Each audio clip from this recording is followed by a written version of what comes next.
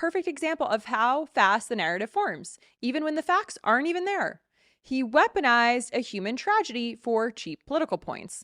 Within hours of a shooting at an ICE facility, a place where immigrants endure barbaric conditions, stripped of due process, children ripped away from their parents' arms, Vance was already on Twitter.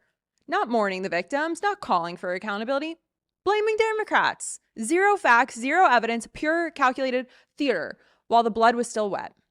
But here's what Vance desperately hopes you won't notice. The real violence, the systemic, state-sanctioned brutality that's been happening inside those walls for years. ICE operates like a shadow prison.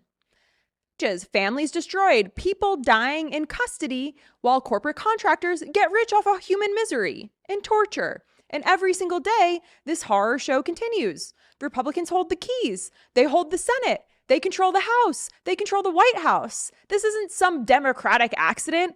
This is their policy. This is their system. This is their choice. The legal cruelty of it all. So when J.D. Vance scrambles to blame Democrats for absolutely no reason for violence at an ICE facility, ask yourself one simple question. What is he so terrified you might discover? Because if Americans actually looked inside those facilities, if we followed the money trail, if we counted the bodies, if we heard the screams, we'd know exactly who built this machine of suffering. And we know exactly who is profiting from it.